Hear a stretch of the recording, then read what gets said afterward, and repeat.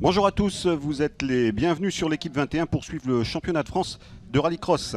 Après la Normandie et la région centre, nous sommes ici dans le sud-ouest, à proximité de Bordeaux, au pays des vignes, à Falleras plus précisément. Pour vous commenter cette troisième épreuve de cette saison 2016, j'ai à mes côtés Julien Debain, ancien pilote de rallycross lui-même. Bonjour Patrice, bonjour à tous. Bonjour Julien. C'est un réel plaisir de vous retrouver sur l'équipe 21 pour suivre ce nouveau programme du championnat de France de rallycross. Quand on voit ce public nombreux au bord de la piste, la météo qui se veut clémente, au contraire de ce qui s'est passé à Châteauroux, eh bien, le spectacle offert par les 87 pilotes présents depuis hier matin, on a vraiment un championnat de France qui tient toutes ses promesses. Voilà, Tour de France des épreuves du championnat. 9 épreuves sont au programme de la saison 2016. Nous avions débuté la saison par Essé, puis Châteauroux. Nous sommes ce week-end dans le sud-ouest, donc à Falleras. Nous irons ensuite à Lavaret, puis Pont-de-Ruan en Indre-et-Loire. Ensuite Kerlarbeau dans les Côtes d'Armor. Nous irons dans le temple du rallycross à Loéac. Puis Mayenne, Dreux et enfin l'Essé pour clôturer cette saison 2016 dans la Manche. Petite présentation du tracé de Falleras, théâtre de joutes européennes il y a quelques années. Elles seront nationales ce week-end. Un tracé apprécié par les pilotes et les spectateurs. Et sous le soleil, 20 à 24 degrés, avec un petit peu de nuages, Julien. En effet, la température qui aura un rôle très important sur une piste très terreuse par rapport à d'autres circuits du reste du championnat. 1026 mètres, une piste suffisamment large, très rapide avec une ligne droite avant le virage d'arrivée où on arrive en supercar à près de 180 km/h, mais une terre qui s'est nivelée par le passage des gommes et qui va vraiment être très important à gérer pour le reste du meeting. Et on va tout de suite découvrir le tracé en caméra embarquée. C'est le pilote local Andrea Dubourg qui nous emmène faire un tour au volant de sa DS3. Bonjour à tous, bienvenue à bord de la DS3. On aborde ici le premier virage de Falleras qui est un virage qui tourne à droite. On attaque maintenant la remontée qui est sur l'asphalte, sur le 4e rapport, voilà, qui est très technique, il faut qu'on tienne la voiture sur le pied gauche. On est maintenant dans l'épingle du circuit sur le premier rapport. On sort de l'épingle, 1, 2, 3, on monte les rapports jusqu'au 4e. On est maintenant sur le dévers qui est très glissant comme on peut le voir. On a le joker sur la droite du circuit et nous on continue sur le tour normal jusqu'en 6e rapport. Ça arrive très vite au bout de ligne droite où on prend les freins, on freine très fort. On tourne très doucement puisqu'on peut voir que la piste est très glissante. Et on arrive maintenant sur la ligne d'arrivée. Merci Andreas. Allez, aujourd'hui on va retrouver les demi-finales des supercars, la catégorie Rennes, puis la finale de la division 4. On enchaînera sur la Coupe Twingo et le championnat de France junior qui s'y rapporte. Et la suite se terminera effectivement avec le championnat de France Super 1600 et le championnat de France Supercar où les leaders ont vécu un dur week-end.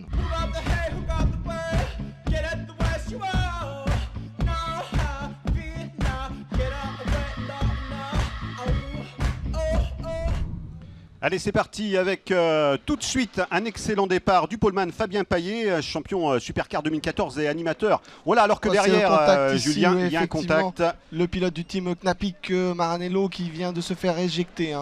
On retrouve Fabien Paillet en tête devant Béduno, Teuil et Jonathan Paillet parti de la dernière ligne. Voilà, Jonathan qui a réglé ses problèmes d'essence rencontrés ce matin en manche qualificative. Allez, excellent départ donc de l'aîné des frères Paillet, Fabien. On arrive déjà en bout de ligne droite. Oui, le freinage ici toujours très difficile. Comme je le disais tout à l'heure, on a une piste qui s'est gommée avec le dépôt de gomme et on a une piste devenue très glissante. C'est très difficile de faire passer la puissance. Allez, Fabien Paillet qui a une demi-seconde d'avance sur Béduno. Alexandre Teuil et Jonathan Paillet suivent de près. 1 seconde, 2 secondes.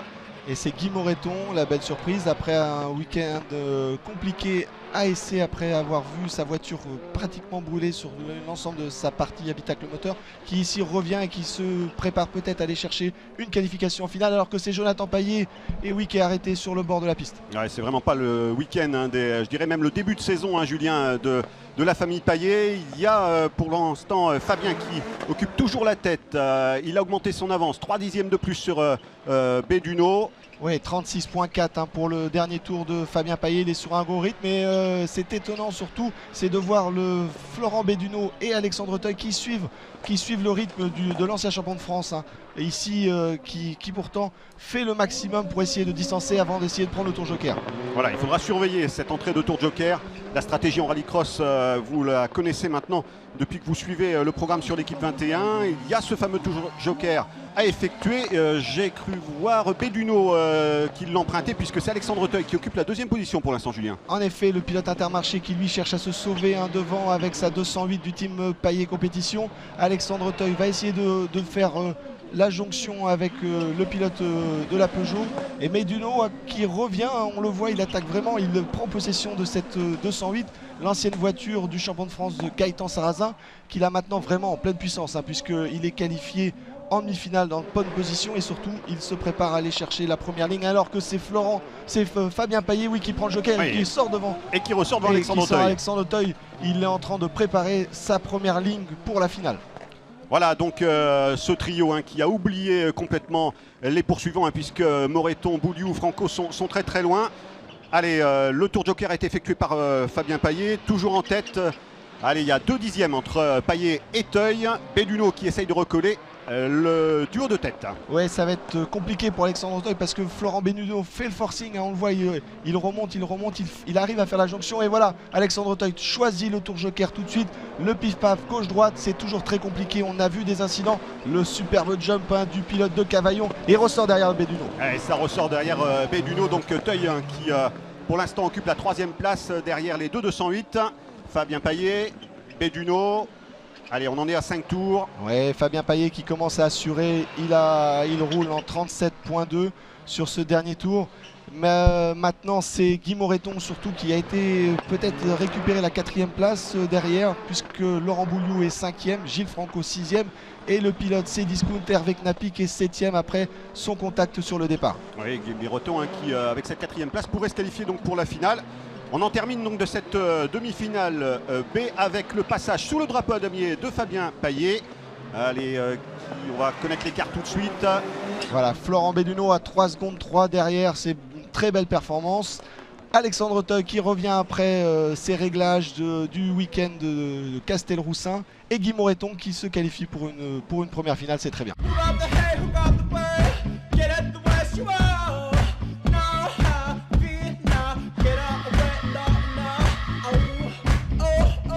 Allez Julien, on a Cadedu, donc la grande surprise agréable donc de ce week-end avec à ses côtés Malouagne. Oui, mais c'est Malouagne peut-être qui pourtant avait réussi à faire un superbe départ, mais le pilote Tastar avec la Citroën C4 est sorti une nouvelle fois en tête après ce nombreux départs du week-end. À chaque fois, le poleman a réussi de superbes envols. Oui, sur 4 manches qualif, Firmin Cadedu en a rapporté 3.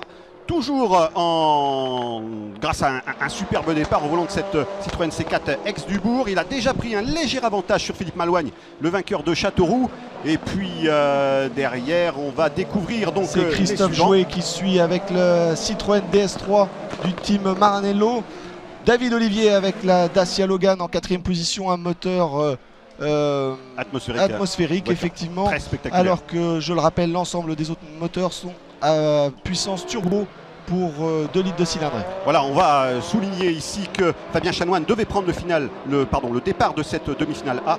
Il est malheureusement forfait pour un problème moteur rencontré ce matin, Julien. Et oui, le leader du championnat perd gros ce week-end. Andrea Dubourg également, qui avait pourtant réalisé un très bon début de saison, sont tous les deux absents de ces demi-finales. C'est la grosse surprise, comme je le disais tout à l'heure. Et voilà, donc les absents ont toujours tort. Et donc forcément, on va essayer d'en profiter du côté de Firmin Cadedu, Philippe Malouagne, David Olivier et les suivants. Allez, David Olivier ici dans la remontée toute asphaltée sur ce tracé tout en relief et qui colle donc les voitures à moteur turbo, et notamment Christophe Jouet. Oui, c'est la belle surprise parce que devant on a quand même du très très gros niveau. On prend Firmin Cadedu, cet ancien pilote du championnat d'Europe de rallycross dans les versions juniors, qui aujourd'hui officie au volant d'une voiture vice-championne d'Europe, l'ancienne de Dévijanet. Aujourd'hui on a vraiment du très lourd. Philippe Malouagne avec la 208 derrière, qui roule simplement avec la voiture du vice-champion d'Europe Jérôme Grosset-Janin. Et on le rappelle, Christophe Jouet avec la Citroën DS3 Maranello. Donc vraiment de très bonnes voitures, des voitures très pointues. Et David Olivier arrive à suivre ce rythme. Allez, Firmin Cadedu qui creuse petit à petit l'écart, à peu près 1,5 seconde d'avance sur Malouagne. Par contre, c'est assez serré pour les accessibles entre Malouagne, Jouet et Olivier. On rappellera que ce sont les 4 premiers qui prennent donc la qualification pour la finale et une entrée dans le Tour Joker pour Malouagne. Oui, suivi de David Olivier, donc c'est Christophe Jouet qui récupère la 2e place derrière Firmin Cadedu. Maintenant, tout va se jouer effectivement pour les premières places sur les lignes de départ de la finale. Est-ce que ça sera Christophe Jouet qui va réussir à faire le tampon sur Firmin Cadedu ou Philippe Malouagne qui va reprendre cette 2e place? Grand mystère. Voilà, 4 tours d'effectués. Il faudra surveiller le passage dans le Tour Joker du leader Firmin Cadedu ainsi que de Christophe Jouet.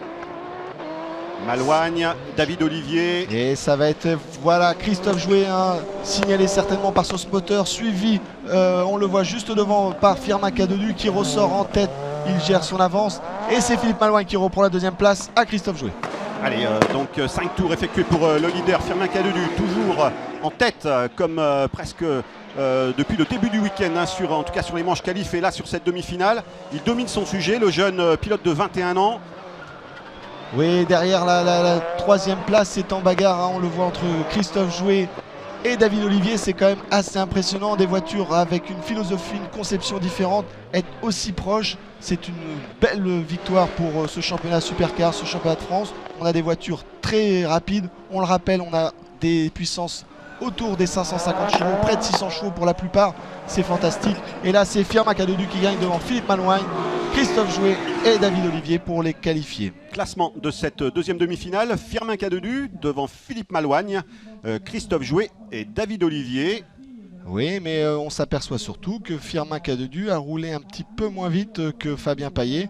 Donc la victoire va être très indécise tout à l'heure avec Philippe Malouagne, Christophe Jouet et peut-être David Olivier qui va jouer les troubles faites derrière. Voilà, c'est Rodolphe Audran, Pascal Lenouvel, Martial Barbette et Fabien Chanoine qui complètent le top 8. Les finales tant attendues de ce meeting de Faleras sont prêtes. Nous allons aborder la division 4 avec en pole position Jessica Tarrière, la pilote féminine qui rend la vie dure à ses homologues masculins. À ses côtés, on a Gilles Lambert sur la Honda Civic Type R, le vainqueur de Châteauroux. Et sur la partie extérieure de la première ligne, Sébastien Leferrand qui a un petit peu raté sa demi-finale, ce qui fait qu'il se retrouve sur l'extérieur de cette première ligne. Et puis derrière, Julien. Oui, Guillaume Pinson, le leader du championnat qui se retrouve en 2e ligne. Beaucoup de travail pour lui pour aller récupérer les avant-postes. Anthony Paillardon, la belle surprise en deuxième ligne, 5e position, suivi de Guillaume Rouillard, Kevin Jacquinet et Xavier Goubil. C'est bien parti pour Gilles Lambert sur la Honda Civic et Leferrand à l'extérieur. Attention au premier virage qui est toujours très chaud. Ouais, c'est Guillaume Pinson venu de la 2e ligne surtout qui a débordé la poleman Jessica Tarrière qui s'est fait enrhumer puisque 4 pilotes sont passés. C'est Gilles Lambert, le leader de Châteauroux qui vient de prendre la première place. Et oui, devant Leferrand, Pinson, il y a Paillardon en 4e position et Jessica Tarrière seulement 5e. Jessica pourtant qui nous a réussi des départs extraordinaires depuis le début du week-end. Mauvaise entame de finale pour la pilote féminine. Oui, certainement beaucoup de pression pour cette pilote qui n'avait pas encore gagné en championnat de France de rallycross, qui avait pour le moment peut-être cette victoire aux portes de sa Clio, mais la pression a été trop forte. C'est Gilles Lambert, le vainqueur, comme je le disais, de Châteauroux, qui lui a su s'envoler pour aller chercher cette première place, suivi de Sébastien Leferrand qui revient de très loin. Voilà, il faut noter ici l'absence du vainqueur d'essai et favori de cette division 4, Stéphane Hameau, éliminé tout à l'heure. Allez, Gilles Lambert, Sébastien Leferrand, les écarts sont faibles. 7 dixièmes sur le passage de la ligne d'arrivée tout à l'heure. Oui, maintenant ça va vraiment être la stratégie du Tour Joker qui va déterminer la possibilité pour certains pilotes de remonter. Pour le moment, les 2 leaders continuent leur échappée. Ils continuent de dérouler. Ils cherchent à semer le doute dans les poursuivants. Et c'est Jessica Tarrière qui a pris le Tour Joker et qui va tenter quelque chose pour essayer de remonter. Voilà, donc conseillé par le spotter. Voilà, c'est toute une question de stratégie le rallycross, hein, à savoir quand passer au tour joker. Souvent quand on part mal, eh bien, on entame le tour joker dès le début de course. Quand on est leader, à l'image donc de Gilles Lambert ou de Sébastien Leferrand, eh bien, on attend plutôt la fin de course. On va voir, on va suivre ça de près. En tout cas, Gilles Lambert domine toujours son sujet devant Leferrand, le duo qui creuse un petit peu l'écart sur Guillaume Pinson, 1 seconde et demie d'avance. Oui, et pourtant on l'a vu, hein, Gilles Lambert tout à l'heure qui sous-virait énormément, c'est-à-dire que le train avant glisse beaucoup plus que le reste de la voiture. On le voit, il en rajoute certainement un petit peu trop. Comme je le disais lors de la présentation, et c'est Leferrand qui est en train de déborder Gilles Lambert à l'intérieur. Ça va être très très chaud pour le freinage avant la parabolique Faleras. C'est passé. Et c'est passé. C'est passé, oui. Oui. Gilles qui s'est un peu trop écarté à l'entame de la ligne droite d'arrivée. Il a passé les 4 roues dans la terre. Malheureusement, eh bien, il en fait les frais, hein, puisque c'est maintenant le pilote de la 306 Maxi qui occupe la tête. À la régulière, l'écart est très faible, hein, mais il est présent. C'est maintenant Leferrand qui est en tête. Oui, maintenant ça va être de savoir si effectivement les poursuivants que sont Guillaume Pinson continuent à essayer de suivre le trio ou tentent une possibilité. C'est ce qu'il est en train de faire. Guillaume Pinson, on le voit sur les affichages. Il vient de sortir dans le tour joker et il ressort devant Jessica Tarrière qui l'avait pris un peu précédemment. Voilà, donc Sébastien Leferrand en tête donc devant Gilles Lambert, le vainqueur de Châteauroux. Gilles qui à l'image plutôt au contraire donc de Jessica Tarrière n'est pas tellement réussi son entame de week-end, et puis il s'est bien récupéré, il est en finale en 2e position. L'écart est creusé avec Anthony Paillardon. On a Guillaume Pinson, Jessica Tarrière, Kevin Jacquinet, le leader du championnat pour l'instant qui n'occupe que la 6e place, Xavier Goupil et Guillaume Rouillard. Oui, effectivement, Leferrand qui faisait partie des favoris de ce championnat et qui avait complètement loupé son début de saison, là revient aux avant-postes. Domine pour le moment Lambert, après cette petite faute de Gilles Lambert tout à l'heure. Je le disais, il subirait beaucoup. Il est venu maintenant se caler sur le pare-choc de Leferrand. Peut-être qu'il va tenter de repasser, peut-être qu'il va tenter surtout de prendre le tour joker un peu plus tôt. Ça serait son unique et seule tentative, puisqu'on est déjà à l'entame du 6e tour. Ça va être très compliqué pour les leaders. Voilà la finale qui comptera donc 7 tours, un tour de plus que les demi-finales. C'est passé dans le tour joker pour Sébastien Leferrand. Il va falloir voir un peu la sortie, le jump. Ils avaient assez d'avance, je pense que Leferrand va garder sa 2e place. Maintenant à Gilles Lambert d'en profiter. Et oui, mais c'est Leferrand qui ressort juste derrière Lambert. Ça va être difficile pour le pilote de la Honda Civic maintenant de creuser le trou, puisqu'on le rappelle, il faut en moyenne 2 secondes et demie pour être se prévaloir d'une nouvelle première place, puisque le tour joker pris au premier, au second ou jusqu'à la fin de la course fait perdre en moyenne 2 secondes et demie. Alors il y a une bagarre pour la première place, Julien, mais il y a une bagarre également pour la dernière marche du podium entre Guillaume Pinson et Anthony Paillardon. Oui, Paillardon qui est bien revenu sur Guillaume Pinson, mais il n'a pas pris le joker pendant que justement Gilles Lambert le prend. Il ressort derrière Leferrand. Ah oui, ça glisse. Attention, on a des virages. Et c'est le drapeau à damier. Première fois de l'année, Leferrand vainqueur devant Gilles Lambert, Pinson et Paillardon. Ok, bien on va tout de suite retrouver Julien avec le vainqueur Sébastien Leferrand. Qu'est-ce qui s'est passé pour revenir aussi fort sur la fin du meeting? J'ai eu le déclic à la demi-finale en suivant Jessica Tarrière. Elle m'a pas mal aiguillé dans les virages et tout, et puis j'ai fait un super bon départ à la finale. Merveilleux. Et classement de cette Coupe de France Division 4 avec Guillaume Pinson qui garde le leadership avec 98 points devant Gilles Lambert 84 et Kevin Jacquinet 81. Jessica Tarrière 4e, première féminine avec 79 points. Sébastien Leferrand vainqueur aujourd'hui 5e. Stéphane Amo 6e. Anthony Paillardon avec 57 points 7e et Florian Zavatin. Allez, la Coupe Twingo, Julien, c'est parti avec en pole position Julien Ardonnière qui nous a dominé ce week-end girondin. À ses côtés, Tony Bardot, Alan Motet. C'est parti pour 7 tours. Ouais, c'est très serré, on les voit, ils arrivent à 3 de front, mais je pense que c'est Julien Ardonnière, qui sort devant Tony Bardot. Et c'est Marcelonet, le pilote de la Manche, qui se fait toucher par Alan Motet, mais qui ressort 3e. Ah oui, un week-end difficile pour le pilote de la Manche, donc junior, leader donc, de cette Coupe Twingo et du championnat de France junior. Marcelonet donc, qui a réalisé un excellent départ, 3e pour l'instant, derrière Tony Bardot et Julien Ardonnière. Allez, Ardonnière qui a dominé son sujet ce week-end, Julien. Oui, le pilote Autopark, on l'a vu, il a enchaîné les premières positions de la première manche qualificative jusqu'à la 4e. Il était normal qu'il débute en pole position et là on le voit, il gère pour le moment très très bien son premier tour devant Tony Bardot. Ouais, Tony Bardot, ensuite on a Marcellonet et puis ça doit être Alan Mottet, le premier vainqueur de cette saison 2016. Il faut rappeler, Julien, qu'ici donc au sein de la Coupe Twingo, il y a la Coupe Twingo à proprement dit, et au sein de cette coupe, le championnat de France junior, pour lequel concourent les pilotes les plus jeunes, à l'image de Marcellonet, Julien Ardonnière, Tony Bardot, Alan Mottet ou Valentin Comte. Et oui, des pilotes juniors justement qui trustent les premières places, puisque les 5 juniors de ces 8 pilotes en finale sont aux 5 premières places. Voilà, et puis il y a un volant en fin d'année, à l'image de Tom Donat que vous verrez tout à l'heure en Super 1600, eh bien il y a quand même un sacré volant à gagner, donc une Twingo Super 1600 pour l'année suivante. Donc voilà, la lutte est ardue entre tous ces jeunes pilotes. Julien Ardonnière qui contient toujours Tony Bardot.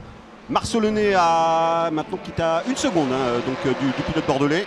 Oui, c'est Nicolas Flon, le pilote pourtant qui était parti en 2e ligne, qui lui a traversé le bac à sable dans ce dernier virage et qui aura du mal maintenant à remonter malgré le tour joker. Allez, Marceau qui remonte, on dirait, qui commence à recoller sur le duo de tête.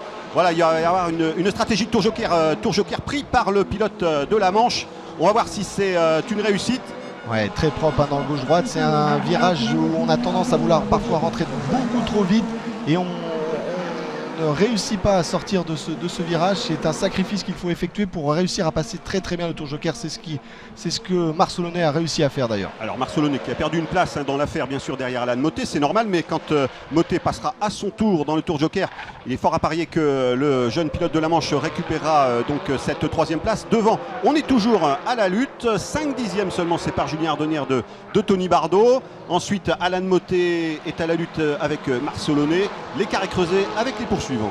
Oui, Le Goubin 5e, Mathieu Moreau 6e, Nicolas Flon 7e et c'est Valentin Comte qui pourtant avait une belle 5e place tout à l'heure, vient de rétrograder à la 8e position après son passage dans le tour joker lui aussi. Allez, Valentin Comte, on te rappellera l'âge, à peine 17 ans je crois. Oui, effectivement, le fils de l'ancien rallyman Fred Comte, Valentin Comte qui débute en sport automobile, suivi par un spécialiste du rallycross Antoine Massé pour les précieux conseils et qui découvre, comme je le disais, l'ensemble des circuits.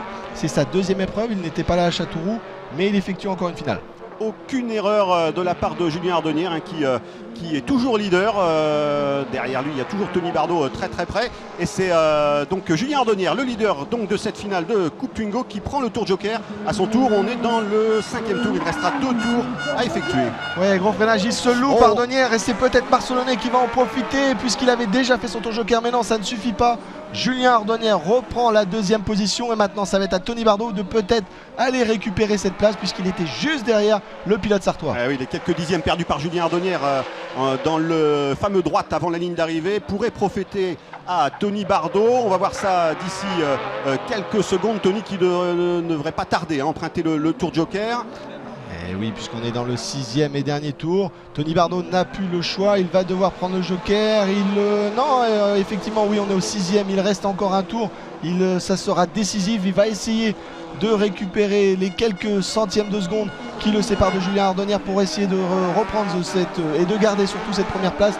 Dernier tour, Tony Bardot, Julien Ardonnière, Marcellonet, Alan Mottet en 4e position, le vainqueur d'essai. Ça risque d'être juste, Julien, puisqu'il n'y a qu'une seconde qui sépare Ardonnière Bardot, sachant que le tour joker vous fait perdre en ce qui concerne les Twingo 2 secondes et demie à 3 secondes. Ça risque d'être juste, il risque de perdre la première place et même la seconde et de se retrouver derrière Marcellonet. Effectivement, ils ont repris le contact. Julien Ardonnière est revenu sur Tony Bardot. Le pilote bordelais revoit dans ses rétros les 2 juniors que sont Marcellonet et Julien Ardonnière. Ça va être compliqué pour lui, mais il peut espérer encore une erreur de ses poursuivants dans le dernier freinage. Tour joker pour Bardot. Attention, c'est passé pour Ardonnière. Attention, Bardot qui est à la lutte avec Marcellonet et qui arrive malgré tout à garder la 2e place. Attention, là, c'est chaud, ça se touche. Tony Bardot garde la 2e place. Tony Bardot, donc victoire logique, Julien, d'Ardonnière devant Bardot et Launay. Et d'ici quelques instants, on aura le vainqueur, donc Julien Ardonnière, vainqueur donc cette 3e manche de la Coupe Twingo au micro de Julien Debain. Beaucoup d'émotions pour l'équipe, mais surtout pour vous. Ah, c'était extraordinaire, extraordinaire, super finale. On a fait un bon boulot tout le week-end, c'était extraordinaire. Vraiment merci à toute l'équipe, à mon coach, à tout le monde, vraiment merci. C'était extraordinaire. Échange des positions au classement de la Coupe Twingo avec Tony Bardot, le nouveau leader, avec 111 points devant Marcelonnet 105 et Julien Ardonnière, le vainqueur de la journée, avec 96. Quatrième, Alan Motet, vainqueur ASC avec 91 points devant Nicolas Flon. Mathieu Moreau 6e, Alexandre Restellini, le vainqueur de Châteauroux, et Baptiste Ménez 8e avec 43 points.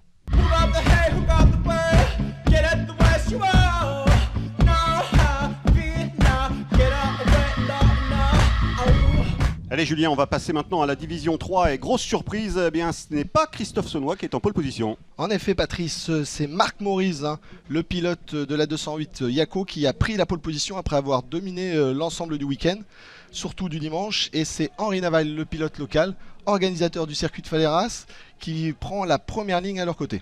Voilà, derrière on a Yannick Couillet sur la DS3, Clément Dupont, un pilote local, avec un club de supporters. On les entend donc autour du circuit sur sa Citroën DS3, Patrice Avril, Quentin Binzac et Grégory Le Guernevet. Oui, belle surprise pour Quentin Binzac, le pilote de la Peugeot 206 du team Paillet, qui vient se qualifier pour sa première course en rallycross en finale, peut-être en dernière ligne, mais il peut nous surprendre et aller chercher une belle place d'honneur sur le podium. Alors, le départ est primordial en rallycross, vous le savez maintenant, et c'est un excellent départ de la part de Marc Maurice, le poleman. Christophe Saunois à ses côtés. Ouais, ça va être très chaud parce que Saunois a réussi à sortir, et c'est Patrice Avril qui part en tête à queue dans le premier virage. Henri Navaille 3e, Couillet 4e, et c'est effectivement Binzac qui prend la 5e place. Comme je vous le disais, une belle surprise pour ce pilote qui découvre un pilote de circuit, mais qui découvre le rallycross. Allez, le gros point fort donc de Christophe Saunois, ce sont ses départs excellents, et une fois de plus, même s'il avait été mis en difficulté par Marc Maurice, l'un de ses plus réguliers concurrents, ils sont amis sur la piste, et bien Christophe qui réussit encore un excellent envol et prend la tête donc de cette finale. Ouais, 40.7 dans son premier tour, il est déjà sur un très gros rythme.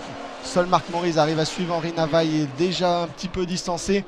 Maintenant, on est quand même relativement bien surpris, puisque Marc Maurice, qui avait réussi à faire de très belles manches qualificatives ce dimanche matin, arrive à suivre le leader, et ça va être beaucoup plus compliqué pour le pilote de la Toyota Corolla Métayer. Ouais, Christophe, il adore ça, il adore la bagarre, c'est vrai qu'il aime gagner, il domine, c'est le roi de la D3, triple champion de la division, il a remporté les 2 premières épreuves, il est en tête du championnat, l'année dernière on ne compte plus ses victoires. Mais il est à la lutte avec Marc Maurice très incisif, et qui ne le lâche pas d'un centimètre. Oui, bagarre devant, mais bagarre aussi à tous les étages, puisque Quentin Binzac est passé pour la 4e place au profit d'Yves Couillet. Ah, Binzac, vraiment la surprise de ce week-end, pilote plutôt assimilé circuit, Julien. Oui, c'est un moniteur, c'est quelqu'un qui a de l'expérience. Il a roulé beaucoup en Légende Car, l'ancien champion Légende Car Belgique.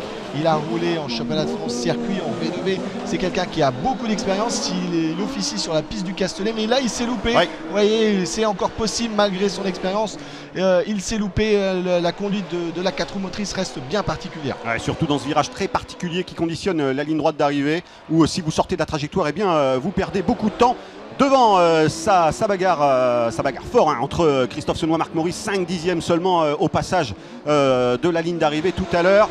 Christophe Saunois qui essaye de creuser l'écart, mais Marc Maurice qui lui résiste. Oui, mais Marc Maurice devrait peut-être commencer à tenter le tour joker pour essayer de déstabiliser visuellement son principal adversaire, le leader, qui pourrait commencer à se poser des questions. C'est une tentative, il reste 3 tours dans l'issue de cette finale.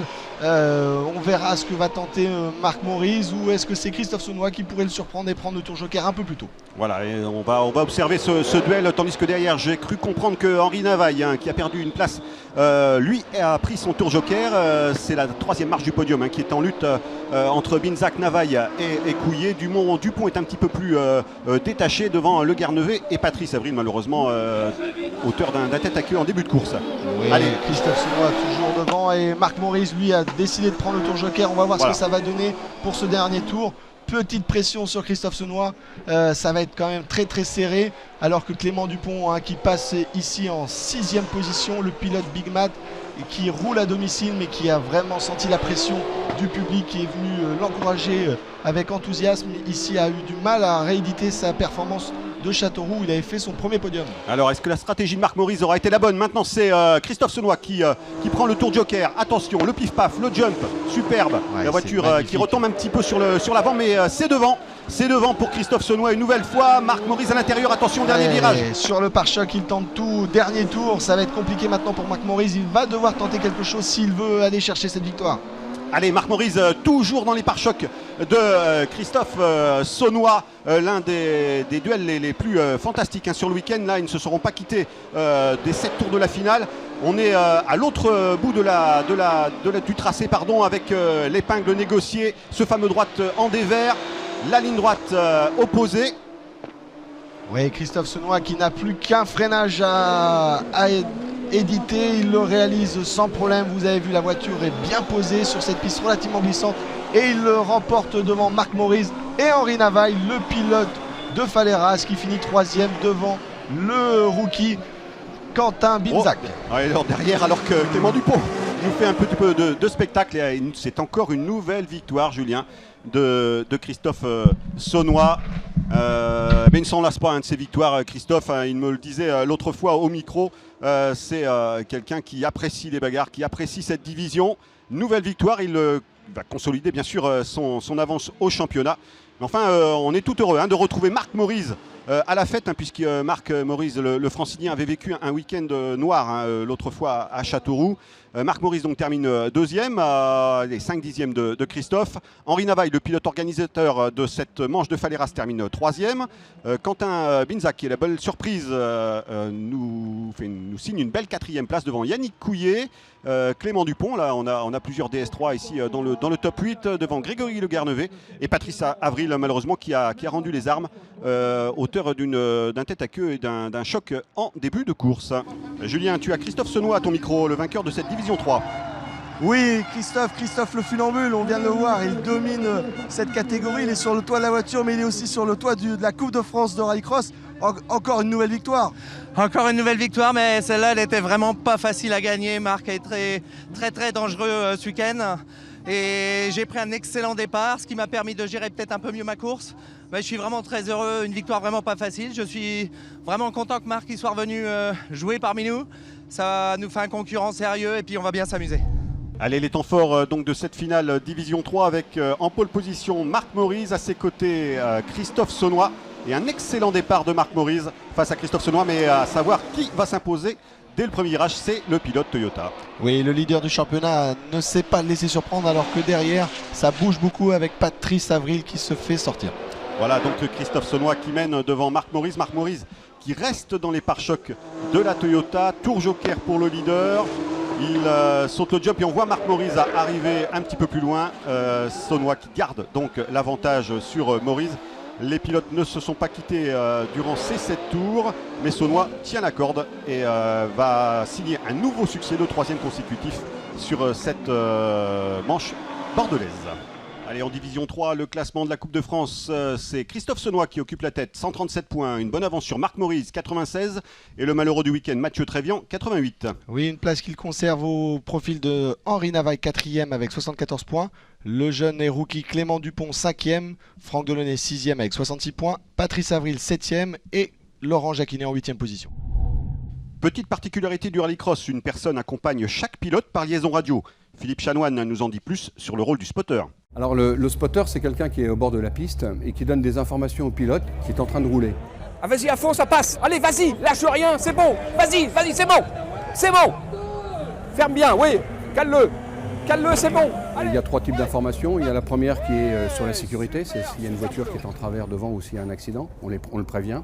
La deuxième chose, c'est on lui dit quand est-ce qu'on estime qu'il doit prendre le tour joker, sachant que c'est toujours lui qui prend la décision finale, mais il nous écoute quand même parce qu'on voit des choses que lui ne voit pas forcément.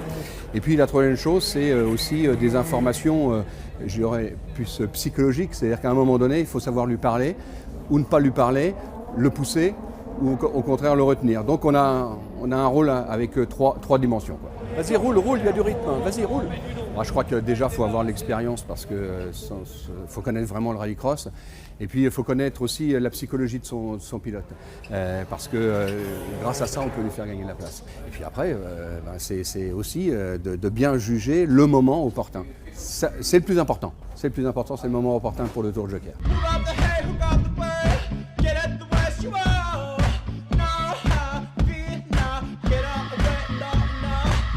Julien, nous voici avec la catégorie Super 1600, une catégorie et une finale surtout qu'on attend impatiemment, vu le spectacle offert depuis le début de l'année. On a Samuel Peu, le double vainqueur 2016, en tout cas sur les 2 premières manches, donc en pole position devant Jimmy Terpero et Maximilien Evenot. Voilà une première ligne explosive, c'est parti Julien. Ouais, c'est Samuel Peu qui fait le premier start. Il aura été exceptionnel tout le long du meeting. Et Jimmy Terpero pourtant assez en verve. Oh là là, ça touche Julien Febro. Et contact avec la Twingo du team Olympica. Ouais, c'est Enzo Limner qui en profite et David Moulin qui reste sur le carreau. Ah oui, là, ça a encore touché au départ. Enzo Limner qu'on voit au fond au ralenti. Il ne nous reste plus que 4 concurrents en course. Malheureusement, Samuel Peu en tête devant Maximilien Evenot, Jimmy Terpero. Ces 3-là ne se quittent pas et à distance, ce doit être Nicolas Gouriou, je crois. Oui, effectivement, 4e position pour le pilote, l'ancien propriétaire du Challenge Citroën Saxo et Citroën C2. Il avait roulé pendant de nombreuses années dans les formules de promotion. Il faisait son retour après une longue interruption et il revient ici en 4e position. C'est fantastique. Allez, il y a un drapeau jaune. Hein. Attention de ne pas doubler donc ses concurrents sous peine de pénalité. C'est Enzo Limner là qui est arrêté sur le côté. Samuel Peu, auteur d'un week-end parfait, d'un début de saison excellent, est en tête devant Maximilien Evenot et Jimmy Terpero. Oui, les 3 premiers de la ligne tout à l'heure dans un ordre différent puisque c'est Maximilien Evenot qui a réussi à déborder Jimmy Terpero sur le départ. Un Maximilien Evenot qui avait du mal pourtant sur les meetings précédents, sur les départs, il se posait beaucoup de questions, il a cherché des réglages et là il semblerait que tout ait fonctionné parce que parti de la 3e position, de la 3e ligne, c'était très compliqué, il a réussi à déborder le pilote sartois. Allez, Samuel Peu qui n'est pas un inconnu pour les amateurs de rallycross puisque c'est un ancien champion de France Supercar 2011. Il a décidé de revenir à ses premiers amours, donc le rallycross au volant de cette Saxo ancienne génération par rapport au C2, mais extrêmement performante. Il est auteur à chaque fois de départ tonitruant. Samuel Peu est leader, on est dans le 3e tour et l'écart se creuse un petit peu. On est passé à 7 dixièmes d'avance sur Maximilien Evenot. Oui, un Samuel Peu qui avait réussi à faire tomber les temps en demi-finale. Il avait été plus vite que le deuxième vainqueur de la demi-finale, Jimmy Terpero, qui est là au ralenti. Est-ce que c'est une crevaison? Je ne sais pas, mais la voiture a l'air vraiment déstabilisée. Il prend beaucoup de retard sur les 2 premiers. Samuel Peu vraiment en conquérant, il est en train de dominer son sujet une nouvelle fois. Alors que Jimmy Terpero pourtant continue un petit incident, un petit loupé dans le dernier freinage. À moins que ce ne soit le Tour Joker, on ne l'a pas vu Julien, on ne sait pas si Jimmy est passé par le Tour Joker, j'en ai pas l'impression. Il avait malgré tout loupé sa réaccélération, donc il était vraiment à l'arrêt. Et c'est Maximilien Evenot qui s'infiltre dans le Tour Joker, qui passe le jump. Samuel Peu continue son cavalier seul. Et Maximilien Evenot reprend la 2e place devant Jimmy Terpero. Voilà, beaucoup de poussière donc grâce à cette météo clémente sur le tracé de rallycross de Faleras. Samuel Peu, donc les Tours Joker sont pris assez tôt dans cette finale. Samuel Peu ne l'a pas encore pris, il est en tête maintenant avec 3 secondes d'avance, c'est normal, sur Maximilien Evenot. Jimmy Terpero est juste derrière donc le jeune pilote Evenot. Gouriou toujours 4e à distance. Et puis les autres beaucoup plus loin où malheureusement contraint à l'abandon. Oui, Julien Febro 5e mais avec beaucoup de retard, suivi par Tom Donat 6e. Enzo Limner a dû abandonner au même titre que David Moulin. Et c'est Samuel Peu qui prend le joker et qui ressort en tête au dernier freinage. Vous avez vu, il place la voiture sur le vibreur, il vient caler son train avant. Pas de sous-virage, pas de sur-virage. La voiture est posée, il domine vraiment son sujet. Ouais, c'est parfait de la part donc, du pilote de la Loire-Atlantique au volant de cette Saxo grise auquel il va falloir s'habituer parce qu'il est en tête encore à nouveau Samuel Peu. Il a creusé l'écart, il y a maintenant 1 seconde 3 derrière devant Maximilien Evenot, le duo de C2 qui est à la lutte pour la 2e marche du podium. On rappellera que Samuel Peu est en tête du championnat devant Jimmy Terpero et Enzo Limner malheureusement donc, qui a dû abandonner. Bonne opération pour Maximilien Evenot grâce à cette seconde position pour l'instant et qui pourrait remonter au championnat. On va suivre ça de près. Il nous reste maintenant 2 tours. Oui, 2 tours qui vont être difficiles pour Maximilien Evenot puisque Jimmy Terpero est revenu très proche sur les pare-chocs du pilote de la Citroën C2. Et va-t-il réussir à tenir? Plus de tours joker, je le rappelle. Maintenant, c'est uniquement l'attaque, uniquement la pression de chacun des pilotes qui va peut-être être difficile à tenir. On le rappelle, Jimmy Terpero avait cédé face au pilote Eagle Samuel Peu lors de l'épreuve de Châteauroux. Est-ce qu'il arrivera cette fois-ci donner la pression sur Maximilien Evenot? Ça va être très compliqué pour eux. Alors, on a l'impression que Maximilien Evenot pourrait revenir tout doucement sur Samuel Peu, à savoir si c'est Samuel Peu qui gère ou si c'est Maximilien Evenot qui a augmenté le rythme. On devrait arriver bientôt sur la ligne d'arrivée. Voilà, c'est une nouvelle victoire pour Samuel Peu devant Maximilien Evenot et Jimmy Terpero. 3 épreuves disputées déjà sur ce championnat de France Super 1600. 3 victoires pour Samuel Peu qui conforte ainsi donc le leadership au championnat 2016. Allez, le vainqueur de cette finale Super 1600, Samuel Peu, est au micro de Julien. Oui, en effet, Samuel Peu reçu une nouvelle fois, vainqueur, reçu 3 sur 3. C'est exceptionnel encore une fois. Ah oui, c'est exceptionnel parce que déjà d'une, je me suis craché dans les mains tout le week-end pour aller chercher la pole position et gagner les 4 manches. Ensuite, la demi-finale était très compliquée avec Maximilien qui me poussait dans tous mes retranchements. Et je savais qu'en finale, j'avais pas le droit à l'erreur. S'il sortait derrière moi, Maximilien, ça allait me pousser. Et j'ai attaqué, mais je suis content parce que là, c'est vraiment la victoire du samedi jusqu'au dimanche. On a quand même dominé notre sujet, quoi. Les meilleurs moments de cette finale Super 1600 avec en pole position le leader du championnat Samuel Peu, à ses côtés Jimmy Terpero et Maximilien Evenot. Excellent départ du pilote de la Saxo. Oui, et c'est derrière que ça se passe, surtout avec un départ tonitruant et spectaculaire avec Julien Febvre en détonateur au milieu de ce peloton de spécialistes. Allez, Samuel Peu, le leader de cette finale dans son tour joker. La stratégie est bonne puisqu'il ressort en tête avec une légère avance sur Maximilien Evenot, toujours à la lutte avec Jimmy Terpero. On aborde le dernier tour. Oui, les pilotes Citroën ancienne et nouvelle génération ne se sont pas quittés jusqu'à la fin avec un vainqueur, Samuel Peu, devant Maximilien Evenot et Jimmy Terpero. Avec cette 3e victoire consécutive, Samuel Peu conforte sa position de leader au championnat Super 1600 avec 132 points devant Jimmy Terpero 113 et Maximilien Evenot 93. Oui, 4e et 5e position, tir groupé pour les 2 pilotes vainqueurs de la Coupe Twingo par le passé avec 80 et 71 points. Enzo Limner, Tom Donat, Yvonique Jagu 6e, Marc Poudourou 7e et Pascal Hutto 8e avec 45 points.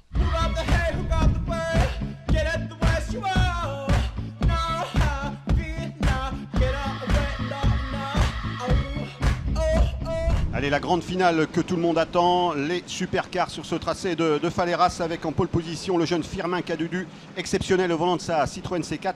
À ses côtés, on trouve le vainqueur de la demi-finale B, Fabien Paillet, et puis Philippe Malouagne, tous les deux sur des Peugeot 208. Oui, ils suivent derrière en 4e position, 2e ligne, Florent Béduno, Alexandre Teuil, l'ancien champion de France de supercar, et en 3e ligne, Christophe Jouet, David Olivier et Guy Moreton. Guy Moreton qui signe sa première finale, Julien, sur ce tracé de Faleras, qui a résolu ses problèmes sur sa très originale Volkswagen Sirocco. Oui, une voiture issue du championnat d'Europe de rallycross, donc une voiture très performante, mais qu'il a dû adapter aussi à son pilotage. Ce pilote issu de la division 3 et qui se prépare à se lancer pour sa première finale supercar. Allez, attention, Firmin Cadudu qui a réussi tous ses départs depuis le début du week-end. On va voir si c'est ce dernier départ qu'il faudra réussir pour le jeune pilote auvergnat. Et d'ici 5 secondes, c'est parti, Firmin Cadudu apparemment est en pole position et bien parti devant Philippe Malouagne. Ouais, Philippe Malouagne parti de la 3e position qui fait l'extérieur, mais ça touche avec Fabien Paillet qui part en tête à queue. C'est Florent Béduno qui a réussi à s'échapper de ce groupe. 2e position pour Florent Béduno. Ah, le week-end est noir, le week-end est noir pour les Paillets, le début de saison également. C'est parti, bien parti pour Firmin Cadudu. Derrière, on a Florent Béduno et puis ça doit être Philippe Malouagne. L'écart est déjà creusé, certainement dû au départ chaud bouillant. Oui, le contact les a gênés, mais c'est Alexandre Teuil qui lui tente une stratégie différente. Il vient de prendre le tour joker pour essayer d'aller récupérer une place sur le podium tant attendu. Allez, derrière Cadudu, ensuite Béduno, Malouagne, on a David Olivier sur sa très originale Dacia Logan à moteur atmosphérique avec au bruit très envoûtant. Si vous êtes spectateur autour du circuit, vous pouvez l'écouter, ce 3,5 litres exceptionnel de la Dacia Logan. On a Firmin Cadudu ici à l'épingle, à l'opposé du circuit, qui tente de creuser l'écart. Florent Béduno, qui se rate quelque peu. Philippe Malouagne qui essaye d'en profiter. La Dacia Logan de David Olivier qui suit en 4e position. Oui, Guy Moreton, 5e, Alexandre Auteuil après avoir pris le tour joker, 6e, qui va certainement récupérer une place alors que c'est Guy Moreton qui prend le tour joker. 7e, Christophe Jouet, le pilote, Cdiscount Maranello qui remonte lui après les difficultés du premier virage. Les impacts qui se sont joués avec Fabien Payet n'ont pas été en sa faveur, mais Christophe Jouet reprend la 6e position à Guy Moreton. Allez, fin du deuxième tour, l'écart est déjà creusé. 1 seconde 8 d'avance pour le jeune pilote Firmin Cadedu. Derrière, c'est la bagarre entre Belluno et Malouagne qui tentent donc, qui vont essayer donc de prendre le tour joker au bon moment pour essayer de gagner des places. David Olivier ensuite suit à 3 secondes et demie devant Alexandre Auteuil à un peu plus de 5 secondes. Ouais, Philippe Malouagne dans le tour joker, un superbe jump, la voiture est bien positionnée, la voiture du Team Albatec vraiment très bien réglée, qui ressort derrière Alexandre Auteuil qui fait une très belle opération. Comme je le disais tout à l'heure, il avait pris le tour joker, il a tenté quelque chose, il est passé devant le vainqueur de Châteauroux. Allez, Malouagne qui est monté en puissance, donc l'ancien vainqueur donc, de Châteauroux qui découvre le supercar, le rallycross en général, puisqu'il n'y a que 3 ans que cet ancien pilote de motocross pratique la discipline. Il est dans le coup, Malouagne, avec donc toujours Firmin Cadedu qui déroule. L'écart se creuse, plus de 2 secondes d'avance sur l'ex-pilote Détroit Belluno, et puis David Olivier qui suit pour l'instant en 3e position devant Alexandre Auteuil. Oui, Firmin Cadedu, très jeune mais pourtant très expérimenté, on le disait tout à l'heure, il a roulé déjà en championnat d'Europe de rallycross, il a roulé en Coupe Twingo, vainqueur il y a 2 ans, et surtout il a fait une saison l'année dernière en Division 3, donc il s'est approprié la 4 roues motrices, une voiture bien particulière, la dérive. Il arrive à positionner cette C4 qu'il connaît maintenant très bien après les séances d'essai qu'il avait déjà effectuées sur différents circuits. Voilà, nous sommes dans le 5e tour. C'est chaud entre Philippe Malouagne qui tente de récupérer une place au profit de Florent Belluno. Alexandre Auteuil ici à l'écran est à plus de 4 secondes maintenant de Cadedu. Normal, sachant que le jeune pilote de la Citroën C4 devra à son tour passer par le tour joker. Oui, mais le pilote Prostic qui remonte, il est revenu à 2 secondes alors que c'est Christophe Jouet qui est arrêté ici. Oh, certainement un problème technique pour qu'il puisse s'arrêter dans telles conditions. Mais je le disais, le pilote Prostic avec la Citroën DS3 qui remonte sur Firmin Cadedu. Ouais, image impressionnante que celle de Christophe Jouet. On bascule avec sa Citroën DS3. Allez, donc Firmin Cadedu devant Alexandre Auteuil, 1 seconde de 6 d'écart. Belluno suit à 2 secondes 8. Philippe Malouagne à 3 secondes 5. David Olivier ferme le top 5 avec sa Dacia moteur atmosphérique. Les tours s'enchaînent, il ne reste plus que maintenant un tour pour Firmin Cadedu et signer une première victoire, ce qui serait extraordinaire pour le jeune pilote auvergnat. Oui, Malouagne qui dérive beaucoup derrière Florent Belluno, mais qui conserve une 4e place synonyme de gros points pour le championnat. Le pilote Astar qui déroule pour le moment avec sa Citroën C4. Alexandre Auteuil 2e, Florent Belluno 3e, et derrière suivent Philippe Malouagne, oui, effectivement, avec la 4e, en 4e position avec la 208. David Olivier 5e. Dans la poussière, le superbe circuit, vous avez vu du dénivelé, on a des trajectoires assez particulières. Philippe Malouagne qui tente quelque chose, et pendant ce temps-là, c'est Firmin Cadedu qui remporte sa première victoire en supercar. C'est superbe pour Firmin Cadedu qui, au-delà de sa victoire, va également prendre les commandes du championnat, puisque vous avez noté, Fabien Chanoine et Andrea Dubourg sont absents de cette finale.